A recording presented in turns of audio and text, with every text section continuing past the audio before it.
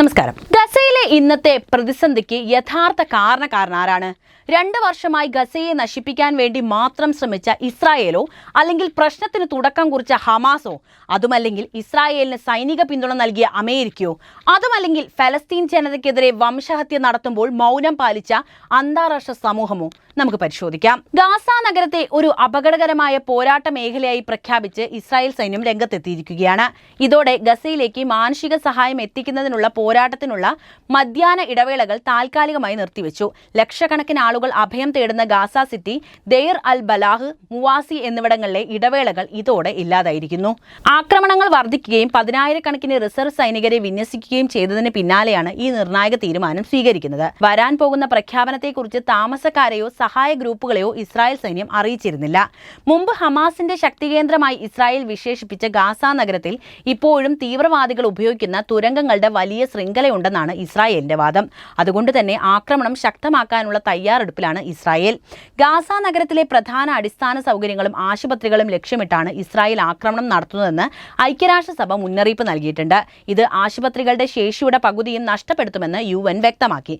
മാസങ്ങളായി ഗാസ കടുത്ത ക്ഷാമം നേരിടുകയാണ്. ലോകത്തിലെ പ്രധാന ഭക്ഷ്യസുരക്ഷാ അതോറിറ്റിയായ integrated food security phase classification ഇസ്രായേലിന്റെ ഉപരോധവും സഹായങ്ങൾക്ക് നേരെയുള്ള പോരാട്ടവുമാണ് ഗാസയിൽ പട്ടിണിക്ക് കാരണമെന്ന് പറയുന്നുണ്ട്. അന്താരാഷ്ട്ര സമൂഹത്തിന്റെ മുന്നിൽ ഒരു ചോദ്യചിഹ്നമായി ഗാസയിലെ മാനുഷിക പ്രതിസന്ധി ഇന്നും തുടരുന്നു. 2023 ഒക്ടോബർ 7 ഹമാസ് നടത്തിയ ആക്രമണത്തിന് പിന്നാലെ ഇസ്രായേൽ തുടങ്ങിയ സൈനിക നടപടികൾ ഗാസ മുനമ്പിൽ അഭൂതപൂർവമായ നാശമാണ് വിതച്ചത്. നിരന്തരമായ ബോംബിങ്ങും ഉപരോധങ്ങളും കാരണം ഗാസ ഇന്നൊരു തുറന്ന തടവറയ്ക്ക് സമാനമായി മാറിയിരിക്കുന്നു. വൻതോതിലുള്ള നാശവും ദുരന്തങ്ങളും ഇസ്രായേലിന്റെ സൈനിക ആക്രമണങ്ങൾ ഗാസയിലെ അടിസ്ഥാന സൗകര്യങ്ങളും പൂർണ്ണമായും തകർത്തു കളഞ്ഞു.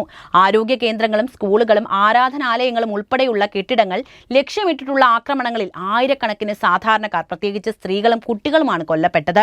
UN റിപ്പോർട്ടുകൾ അനുസരിച്ച് ഗസയിലെ 80% ആളുകളും വീടുകൾ ഉപേക്ഷിച്ച് പലായനം ചെയ്യാൻ നിർബന്ധിതരായി. ഈ കുടിയൊഴിപ്പിക്കൽ ലോകത്തെ ഏറ്റവും വലിയ ആഭ്യന്തര കുടിയേറ്റ പ്രതിസന്ധികളിൽ ഒന്നായിട്ട് മാറിയിരിക്കുകയാണ്. മറ്റൊരു പ്രശ്നം ഭക്ഷണത്തിന്റെയും വെള്ളത്തിന്റെയും ക്ഷാമമാണ്. ഇസ്രായേൽ ഏർപ്പെടുത്തിയ സമ്പൂർണ്ണ ഉപരോധം ഗസയിലെ ജനങ്ങളുടെ ജീവിതം ദുസ്സഹമാക്കി. ഭക്ഷണം, ശുദ്ധജലം, ഇന്ധനം, വൈദ്യുതി, മരുന്ന് എന്നിവയുടെ ലഭ്യത പൂർണ്ണമായും നിലച്ചു. ഈ ഉപരോധം കാരണം ഗസയിലെ ജനങ്ങൾ അതിരൂക്ഷമായ പട്ടിണിയാണ് നേരിടുന്നത്. UN ഏജൻസികൾ ഗസയിൽ ക്ഷാമം പടരാൻ സാധ്യതയുണ്ടെന്ന മുന്നറിയിപ്പും നൽകിയിട്ടുണ്ട്. അടിസ്ഥാന സൗകര്യങ്ങൾ ലഭ്യമല്ലാത്തതിനാൽ ശുചിത്വമില്ലായ്മ കാരണം പകർച്ചവ്യാധികൾ പടരുന്നതും വലിയ ഭീഷണി സൃഷ്ടിക്കുന്നു. ഇസ്രായേൽ ആക്രമണങ്ങളിൽ ഗസയിലെ മിക്ക ആശുപത്രികളും പൂർണ്ണമായോ ഭാഗികമായോ തകർന്നിരിക്കുകയാണ്. ശേഷിക്കുന്ന ആശുപത്രികൾ രോഗികളെ കൊണ്ടും പരിക്കേറ്റവരെ കൊണ്ടും നിറഞ്ഞിരിക്കുന്നു. മരുന്നുകളുടെയും വൈദ്യോപകരണങ്ങളുടെയും ക്ഷാമം കാരണം ഡോക്ടർമാർക്ക് മതിയായ ചികിത്സ നൽകാൻ സാധിക്കുന്നില്ല. ഗുരുതരമായ രോഗങ്ങളുള്ളവർക്കും പരിക്കേറ്റവർക്കും ചികിത്സ ലഭിക്കാതെ മരിക്കുന്ന സാഹചര്യമാണ് നിലവിലുള്ളത്. ഗസയിലെ ഈ ദുരന്തം തടയാൻ അന്താരാഷ്ട്ര സമൂഹം വേണ്ടത്ര ഇടപെടുന്നില്ലെന്ന് പലരും വിമർശിച്ചിട്ടുണ്ട്. UN രക്ഷാസമിതി പലപ്പോഴും വെടിനിർത്തൽ പ്രമേയങ്ങൾ പാസാക്കുന്നതിൽ പരാജയപ്പെട്ടു. മാനുഷിക സഹായങ്ങൾ എത്തിക്കുന്നതിൽ ഉണ്ടായ തടസ്സങ്ങളും സ്ഥിതി കൂടുതൽ വഷളാക്കി. ഇസ്രായേൽ സൈന്യത്തിന്റെ ആക്രമണങ്ങൾ അന്താരാഷ്ട്ര നിയമങ്ങളെ ലംഘിക്കുന്നുവെന്ന് മനുഷ്യാവകാശ സംഘടനകൾ ചൂണ്ടിക്കാണിക്കുന്നു. ഗസയിലെ ജനങ്ങൾ സഹിക്കുന്ന വേദനകൾ കേവലം ഒരു പ്രാദേശിക പ്രശ്നമല്ല. ഇത് മനുഷ്യരാശിയുടെ മുഴുവൻ മനസാക്ഷിയെ ചോദ്യം ചെയ്യുന്ന ഒരു പ്രതിസന്ധിയാണ്. ഈ ദുരന്തം അവസാനിപ്പിക്കാനും ഗാസയിലെ ജനങ്ങൾക്ക് സമാധാനപരവും സുരക്ഷിതവുമായ ജീവിതം ഉറപ്പുവരുത്താനും ലോകരാഷ്ട്രങ്ങൾ ഒന്നിച്ച് പ്രവർത്തിക്കേണ്ടത് അത്യാവശ്യമാണ്. 2023 ഒക്ടോബർ 7 ഇസ്രായേലിനെതിരെ ഹമാസ് നടത്തിയ അപ്രതീക്ഷിത ആക്രമണമാണ് ഗാസയിലെ നിലവിലുള്ള ദുരന്തത്തിലേക്ക് നയിച്ച ഏറ്റവും പ്രധാനപ്പെട്ട ഘടകം. ഇസ്രായേലിന്റെ അതിശക്തമായ സൈനിക പ്രതികരണത്തിന് ഇത് വഴി തുറന്നു. ഈ വിഷയത്തിൽ ഹമാസിന്റെ പങ്ക് എത്രത്തോളം എന്ന് വിലയിരുത്തുന്നത് സങ്കീർണമായ ഒരു വിഷയം തന്നെയാണ്. ഹമാസ് ആക്രമണം ഇസ്രായേലിന് വലിയ ആഘാതം ഏൽപ്പിച്ചു എന്നത് യാഥാർത്ഥ്യമാണ്. ആയിരക്കണക്കിന് ഇസ്രായേലിലെ സാധാരണക്കാരും സൈനികരും ഈ ആക്രമണത്തിൽ കൊല്ലപ്പെട്ടു. ഇതിനു പുറമെ ഹമാസ് ബന്ദികളാക്കിയ ഇസ്രായേലികളെയും വിദേശികളുടെയും തടവിലാക്കിയത് ലോകശ്രദ്ധ നേടി. ഈ ആക്രമണം ഇസ്രായേലിന്റെ സുരക്ഷാ മേഖലയിലെ വീഴ്ചയായിട്ടാണ് കണക്കാക്കപ്പെടുന്നത്. അന്താരാഷ്ട്ര നിയമങ്ങളെ ലംഘിച്ചുകൊണ്ടുള്ള ഈ ആക്രമണം ഇസ്രായേലിന് ഗാസയിലേക്ക് സൈനികമായി കടന്നുകയറാനുള്ള ഒരു കാരണവും നൽകി. ഹമാസ് ആക്രമണത്തിന് പിന്നാലെ ഇസ്രായേൽ പ്രതിരോധ സേന, അതായത് IDF, ഗാസയിൽ കനത്ത വ്യോമാക്രമണങ്ങൾ ആരംഭിച്ചു. ഹമാസിനെ പൂർണ്ണമായും ഇല്ലാതാക്കുക, ബന്ദികളെ മോചിപ്പിക്കുക എന്നിവയായിരുന്നു ഇസ്രായേലിന്റെ പ്രഖ്യാപിത ലക്ഷ്യങ്ങൾ. എന്നാൽ ഈ സൈനിക നടപടികൾ സാധാരണക്കാരായ ഫലസ്തീനികളുടെ ജീവൻ അപകടത്തിലാക്കി. ഗസയിലെ ജനസാന്ദ്രതയേറിയ പ്രദേശങ്ങളിൽ നടന്ന ആക്രമണങ്ങൾ വലിയ തോതിലുള്ള നാശനഷ്ടങ്ങൾക്ക് ഇടയാക്കി. ഹമാസിന്റെ സൈനിക ഘടന പലപ്പോഴും സാധാരണ ജനങ്ങൾക്കിടയിലാണ് പ്രവർത്തിക്കുന്നത് എന്നതും ഈ സാഹചര്യത്തിൽ ദുരന്തത്തിന്റെ വ്യാപ്തി വർദ്ധിപ്പിച്ചു. ഹമാസ് ഹമാസ് പലപ്പോഴും ഇസ്രായേൽ ഉപരോധത്തിനെതിരെ സായുധ പോരാട്ടമാണ് നടത്തിയത്. ഈ ആക്രമണത്തിലൂടെ അവർ അന്താരാഷ്ട്ര ശ്രദ്ധ നേടാനും ഫലസ്തീൻ പ്രശ്നത്തെ വീണ്ടും ലോകത്തിന്റെ മുൻപിൽ എത്തിക്കാനും ശ്രമിച്ചു. കൂടാതെ മറ്റ് ഫലസ്തീൻ ഗ്രൂപ്പുകളുമായി താരതമ്യം ചെയ്യുമ്പോൾ തങ്ങളുടെ ശക്തിയും സൈനിക ശേഷിയും തെളിയിക്കുക എന്നതും അവരുടെ ലക്ഷ്യങ്ങളിൽ ഒന്നായിരുന്നു.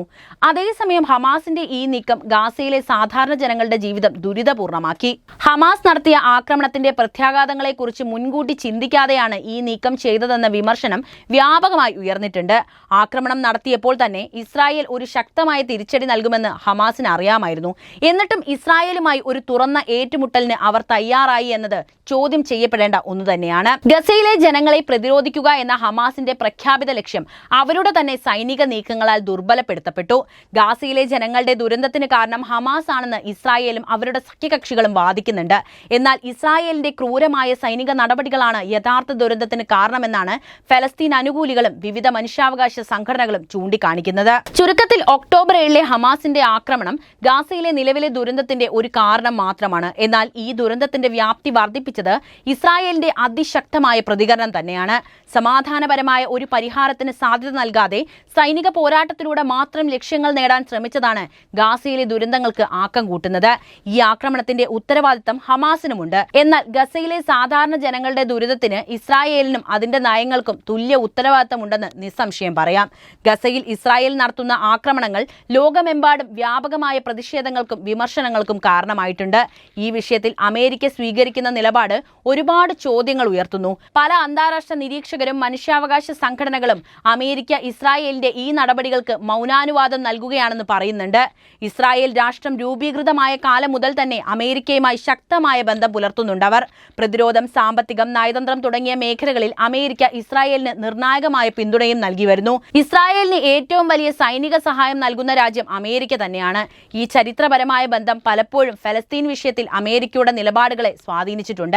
ഗസയിൽ ഇസ്രായേൽ നടത്തുന്ന സൈനിക നടപടികളെ അമേരിക്ക പരസ്യമായി അപലപിച്ചിട്ടില്ല. UN രക്ഷാസമിതിയിൽ പലതവണ ഇസ്രായേലിനെതിരെ കൊണ്ടുവന്ന വെടിനിർത്തൽ പ്രമേയങ്ങളെ അമേരിക്ക വീറ്റോ ചെയ്തത് ഈ നിലപാടിന് ഏറ്റവും വലിയ ഉദാഹരണമാണ്. ഇത് യുദ്ധം അവസാനിപ്പിക്കാനുള്ള അന്താരാഷ്ട്ര സമൂഹത്തിന്റെ ശ്രമങ്ങൾക്ക് തടസ്സമുണ്ടാക്കി. UN രക്ഷാസമിതിയിൽ വീറ്റോ അധികാരം ഉപയോഗിച്ച് അമേരിക്ക ഇസ്രായേലിന് നയതന്ത്രപരമായ സംരക്ഷണമാണ് ഒരുക്കി കൊടുക്കുന്നത്. മാനുഷിക ദുരന്തം രൂക്ഷമായ സാഹചര്യത്തിൽ പോലും അമേരിക്ക വെടിനിർത്തൽ ആവശ്യപ്പെടുന്ന പ്രമേയങ്ങളെ തടഞ്ഞത് ഇസ്രായേലിന് സൈനിക നടപടികൾ തുടരാനുള്ള ഒരു പരോക്ഷ അനുമതിയായി പലരും വിലയിരുത്തുന്നു. ഇതുകൂടാതെ ഗാസയിലേക്ക് മാനുഷിക സഹായം എത്തിക്കുന്നതിനുള്ള തടസ്സങ്ങളെക്കുറിച്ച് അമേരിക്ക ശക്തമായ നിലപാടുകൾ സ്വീകരിച്ചിട്ടുമില്ല. പലപ്പോഴും ഈ വിഷയങ്ങളിൽ ഇസ്രായേലിനെ സൗഹൃദപരമായി ഉപദേശിക്കുക മാത്രമാണ് അമേരിക്ക ചെയ്തത്. ഇത് ഇസ്രായേലിന്റെ സൈനിക നീക്കങ്ങൾക്ക് തടസ്സമുണ്ടാക്കാൻ അമേരിക്ക ആഗ്രഹിക്കുന്നില്ല എന്നതാണ് വ്യക്തമാക്കുന്നത്. അമേരിക്കൻ രാഷ്ട്രീയത്തിൽ ഇസ്രായേൽ ലോബിയുടെ സ്വാധീനം വളരെ വലുതാണ്.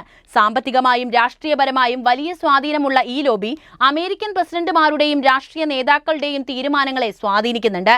ഇസ്രായേലിനെതിരായി ഒരു നിലപാടെടുത്താൽ അത് ആഭ്യന്തര രാഷ്ട്രീയത്തിൽ തിരിച്ചടിയാകുമെന്ന് അമേരിക്കൻ ഭരണകൂടവും ഭയപ്പെടുന്നു. ഗസയിലെ ദുരന്തത്തെക്കുറിച്ചുള്ള അന്താരാഷ്ട്ര സമൂഹത്തിന്റെ ആശങ്കകൾ വർദ്ധിക്കുമ്പോഴും അമേരിക്കയുടെ നിലപാടിൽ കാര്യമായ മാറ്റം കണ്ടിട്ടേയില്ല.